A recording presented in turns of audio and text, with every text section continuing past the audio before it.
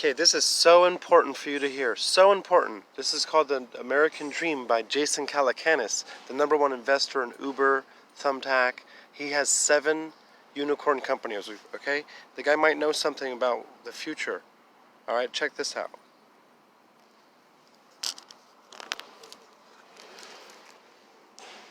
That's why this will be the greatest business book ever written.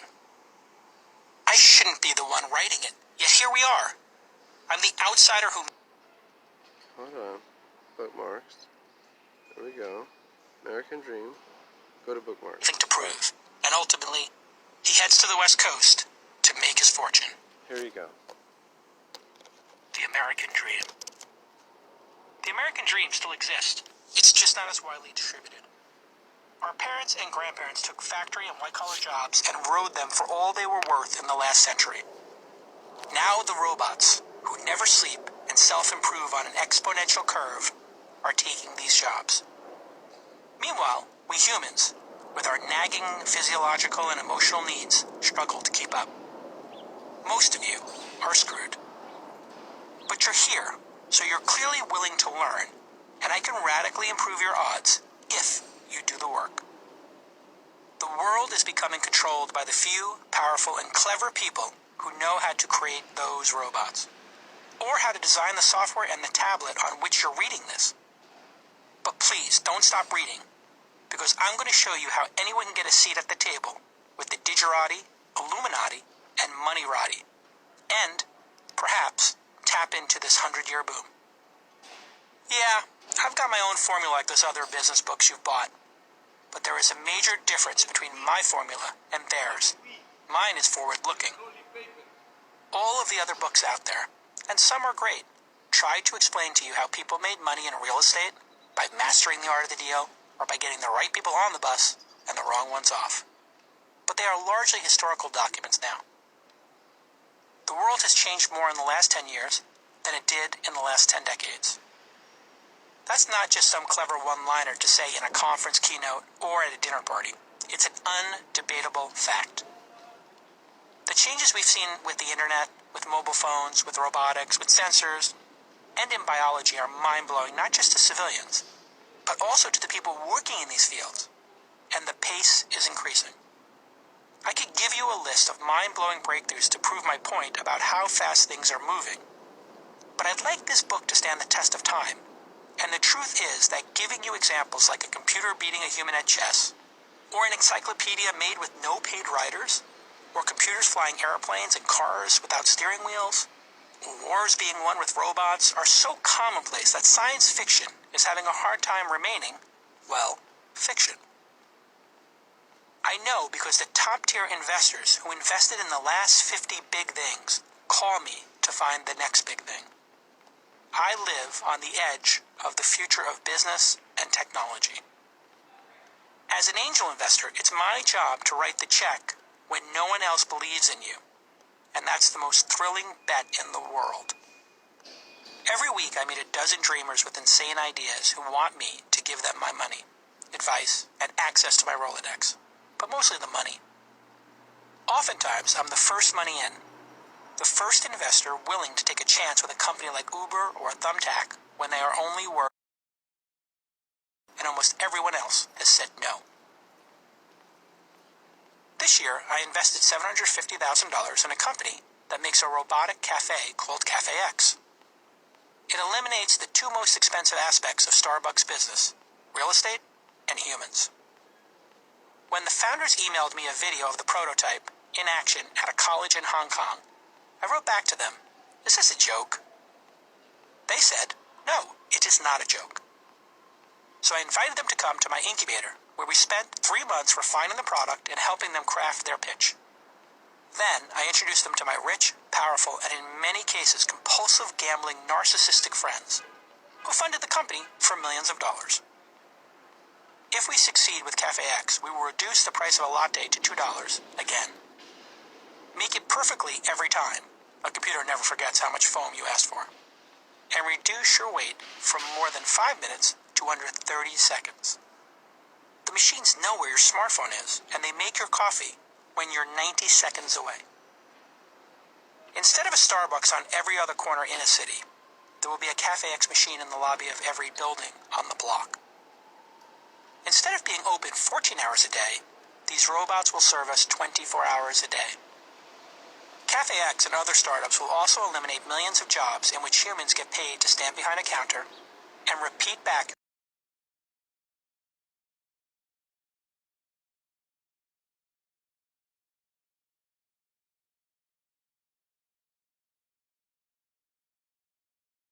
and making money. If right now you think I'm a horrible, marauding, free market monster, you're only half right. I'm also a humanist who thinks there are better things for our children to do with their time. The quicker we eliminate the low-paying, repetitive, and menial jobs, the quicker our species can get to work on bigger issues, like sustainability, being multiplanetary, and perhaps retiring the last couple of dozen dictators and despots who are murdering, raping, and otherwise oppressing the weakest among us. Of course, I could be wrong. When we eliminate all these jobs, the world might spin into a global version of the long-forgotten dry run, Occupy Wall Street, where a group of savvy but poorly organized hippies and millennials slam their feet to revolutions. But I also plan to look back proudly and know that I helped propel changes that made our planet better. Escaping the Matrix. If you're reading this, congratulations! You chose the red pill, and you've taken your first step to understanding the bitter truth. The world is going to get flipped on its head 2 or 3 more times in your lifetime. The job apocalypse is coming, which is not just based on my coffee-making robots.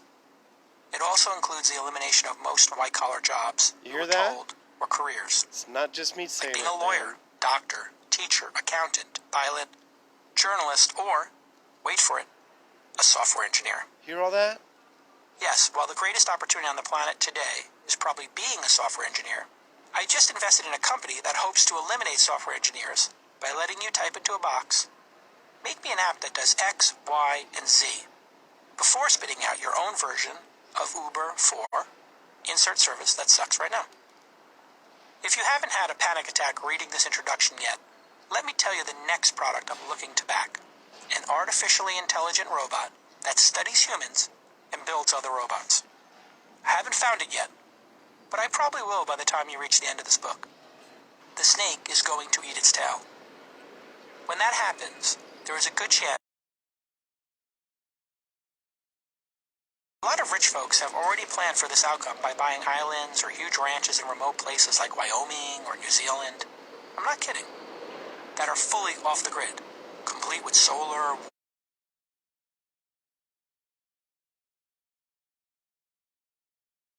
not just hillbilly ones. A perfect storm of black swans is coming, and this book is going to prepare you not only to survive it, but to ride it out on top. Chapter 2, The Brooklyn Grinder. Is angel investing gambling?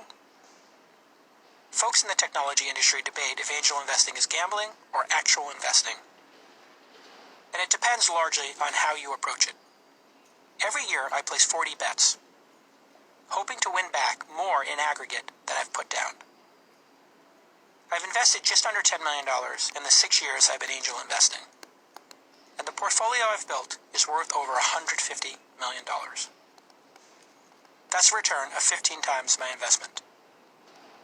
That's mind-blowing for a kid from Brooklyn who watched his parents fight, at least 90% of the time, over money.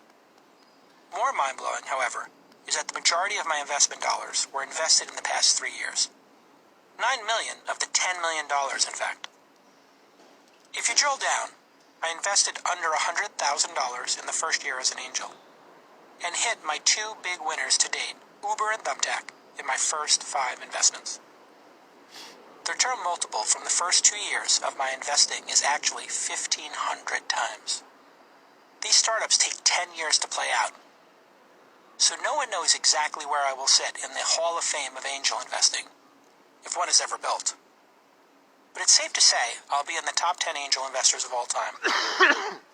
I buy lottery tickets for a living, but unlike the normal schmucks on the street, I get to buy tickets that are in the top 1% of the winning pool. If you have to match 7 numbers to win with your lottery tickets, I have to match just 2. I've figured out, and will explain to you in detail, how I've gamed the system. I've rigged the roulette table so it falls on my number 10 times more often than yours. I'm starting every hand of poker with the ace of spades, so my chances of hitting pocket rockets are 1 in 17, while yours are 1 in 220. If you can't tell already, I'm really excited with where I am in life. Sorry if I sound like an obnoxious narcissist who thinks he's figured it all out, but I actually have. For years, people asked me to write books, and I kept telling my agent, 1 more win. The Sequoia Scout Program's secret origin. Investing in the cab company that changed the world was that 1 more win. When the Wall Street Journal did a front-page story on my role as the first scout for Sequoia Capital, the most famous venture capital firm in the world, everything was revealed. Yep, the brilliant venture capitalists, VCs, who backed Apple, Google, Cisco, Yahoo, YouTube, Airbnb, WhatsApp, and countless others had started an angel investing program called Scouts, and I was the first one selected. Scouts was a simple concept. Sequoia Capital would put up the money, and 20 carefully selected founders of technology companies would pick founders they know to back. The returns would be split. 45% to the scout who made the investment, 50% to Sequoia, and 5% in a bonus pool to the other scouts in the program. This was the deal of the century for us scouts, because venture capital firms like Sequoia actually only get 20 to 30% of the returns when they invest other people's money. My hunch is that they didn't care what the split was because we were a bunch of non-professional investors. And the chances of us hitting a home run, let alone a grand slam, were minute. For them, scouts were a way to increase their visibility into the early stage market. The kid from Brooklyn was anointed by the smartest cats in the business. My job was to find the next big thing. It's like George Steinbrenner calling me and saying, "How would you like to help the Yankees win another World Series?" Holy fucking shit. Yes.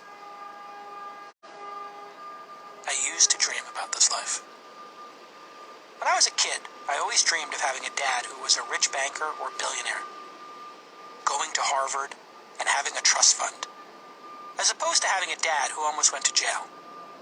I dream of what it was like to be on the inside and have your college tuition paid for, your apartment in Manhattan gifted to you, and getting $100,000 to invest in a business if you lobbied your parents for 15 minutes over Thanksgiving, like many of my friends had.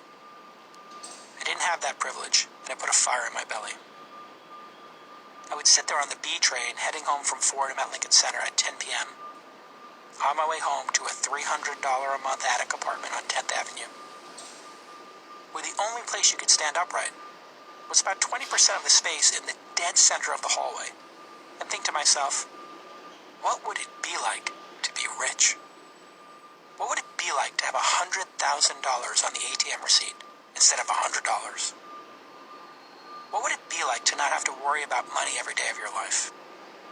I was so broke that when I was in college, I would go to Manhattan at night with 2 tokens and $2 in my pocket, knowing how to spend it perfectly to get maximum calories from the hot dog vendor by Central Park, who charged only 50 cents for a Knish, instead of 75 cents like everyone else. I would buy a bagel for 50 cents on the way in, 2 Knishes for lunch, and a 3rd Knish on the way home. Unless I spent it on a Coca-Cola like an idiot so I could stay awake in class. When you're broke and see rich people in Manhattan all around you, it makes you curious. How did these people become rich? Pass on what you have learned, Yoda. So, I studied every system in order to find one that is the most efficient for capital creation. And I believe that it's angel investing in technology. I'm going to tell you everything in the coming chapters because if just 1 or 200 of you become angels, it will make an impact on society. Plus, we can invest together. More on this in chapter 11. Heck, if just one person uses this book to back the next great founder who has a world-changing idea, we will have made an impact together. There's an outside chance that 25,000 of you might become angel investors. And if that happens, it would change everything.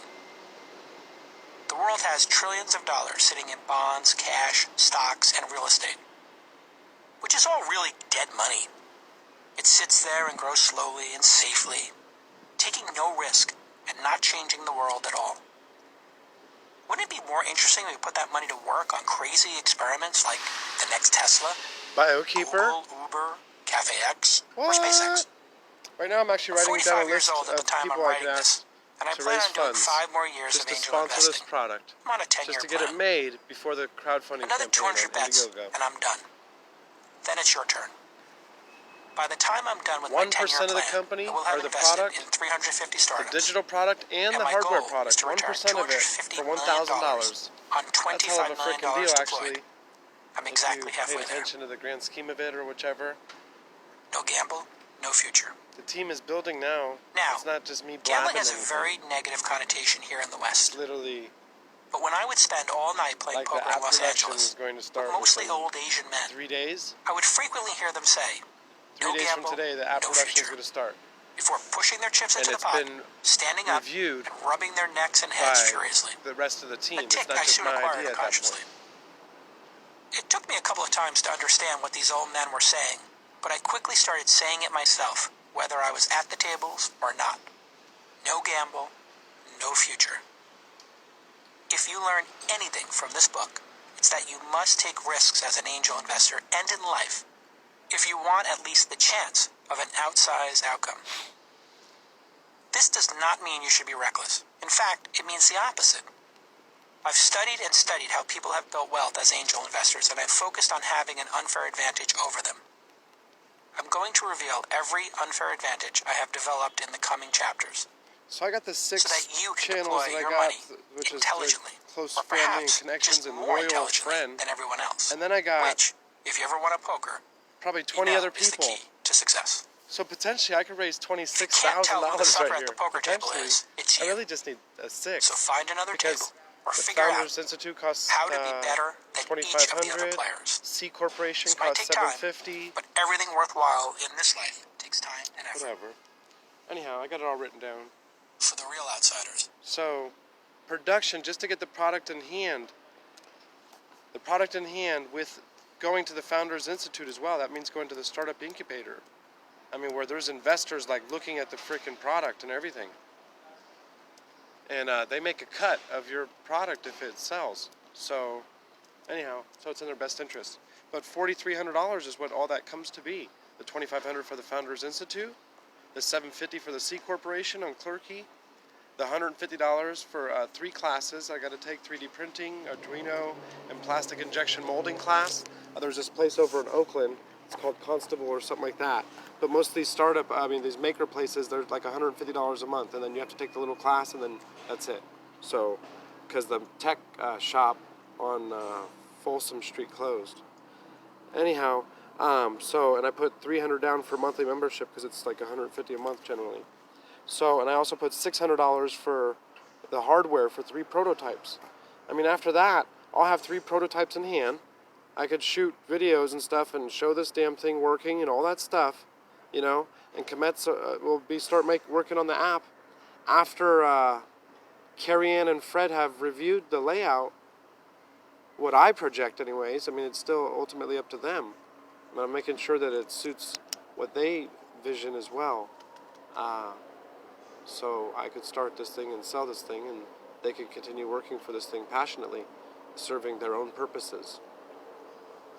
So yeah, it comes to $4,300. All that accumulates to, and that leaves $1,700 for the crowdfunding production, because video is everything, and I mean getting professional video, not just me shooting it with my phone.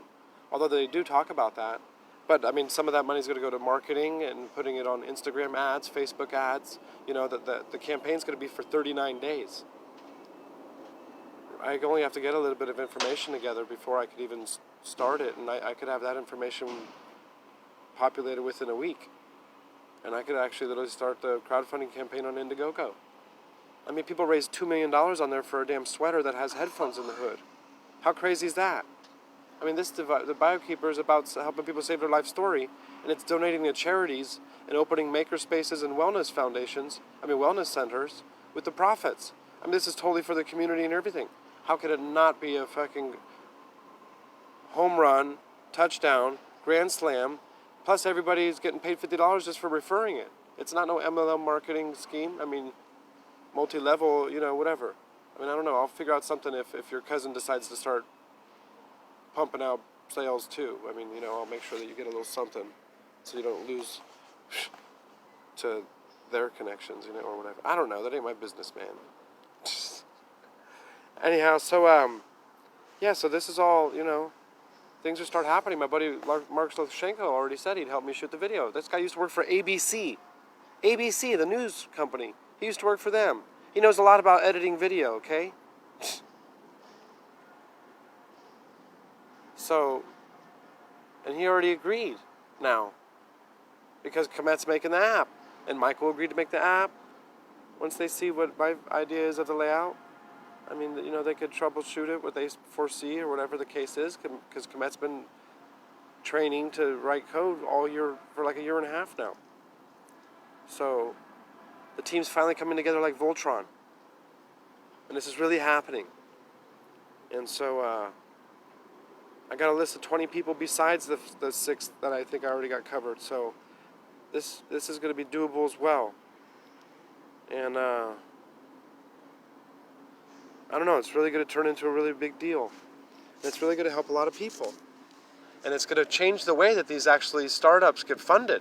Really. Because I have trouble right now, because, you know what I mean? Well, because, I'm sorry, my best friend growing up didn't end up being a computer programmer. So, what?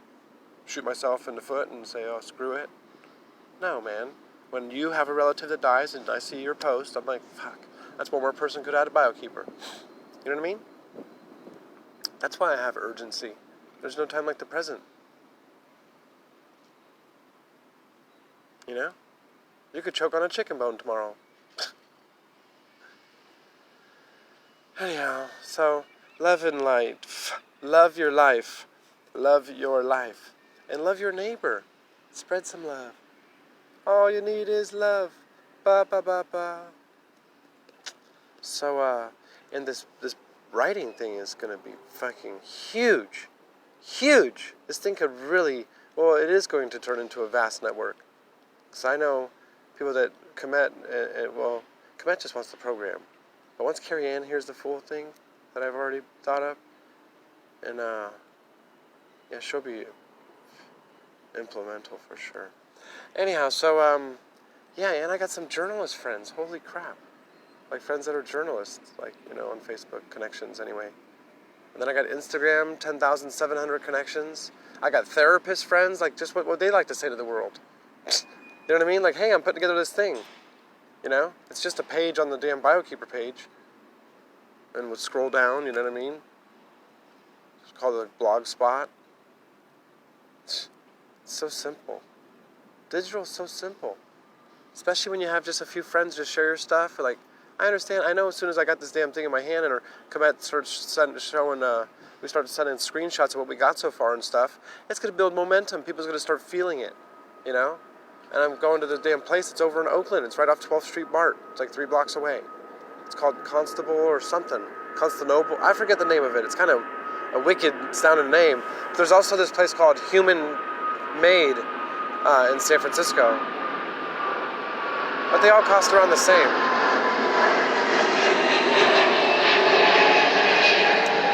That's right, buddy. I'll be flying to Texas. Deep in the heart of Texas. That's where the headquarters is going to be. Within 2 years, there will be a separate building over there. And just have an office in San Francisco. That's all you need. That's what they say now is the best thing because you can save money. It's better to just come back for 1 week out of the month and plan all your stuff that's required in the Bay Area and Silicon Valley. All the meetings with the boards and investors and all this stuff. The key is to survival. The key is to survival. That's it. So you move to the cheapest state possible and move all your buddies over there, if you can, for a little while. A year and a half, you know what I mean? That's all. And then after that, you go back to where you want to go. Or whatever the case is. But you just got to get it off the ground. This is going to build so much momentum so fast. And it's going to scare the pants off of lots of three-letter organizations. It's going to scare the pants off of Facebook. That's for damn sure.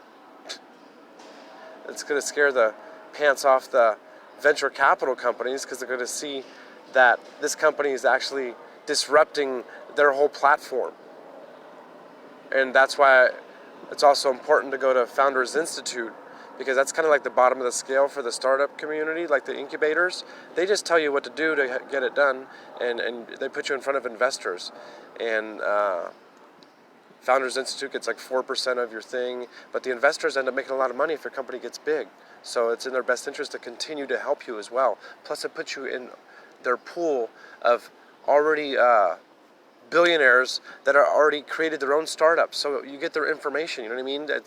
It'll put you in the whole mentor program. I mean, you won't need anything else other than what these people have to say, you know, to make your company vast into the vast network of the globe. Okay? So there's a reason for everything. See, you pay to go into the Founders Institute because they owe me then. You know what I mean? I don't owe them nothing. You go into one of these other ones, I could go into Jason Calacanis' afterwards called Launch. And that's when they train you about, well, they train you at Founders Institute too, all this practicing and to say your 2-minute pitch in front of investors and get them interested. And you don't try to close the deal in the first or 2 meetings. You got to do it in the 4th or 5th meeting, you know. I've been listening to this stuff for 3 years already. I'm just going to be in the marketing and research and development and sales department. That's all. That's all I am. So my life story doesn't really freaking matter, okay? I'm not going to be the head of this. Carrie Ann and Komet and Fred are. And they're all younger than I am by like 10 years, so therefore, you know, they're thinking a little bit differently. Just got to push this one product, and then we have other products to introduce as well, but, you know, those are just going to happen to be on the page and available. We're only having sales staff push the BioKeeper right now, at least until we get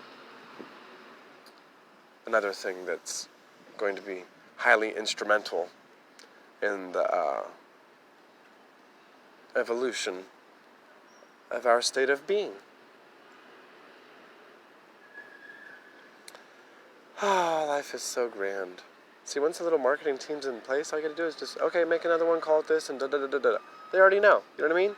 What, a week later, you got all your stuff up and ready and rolling.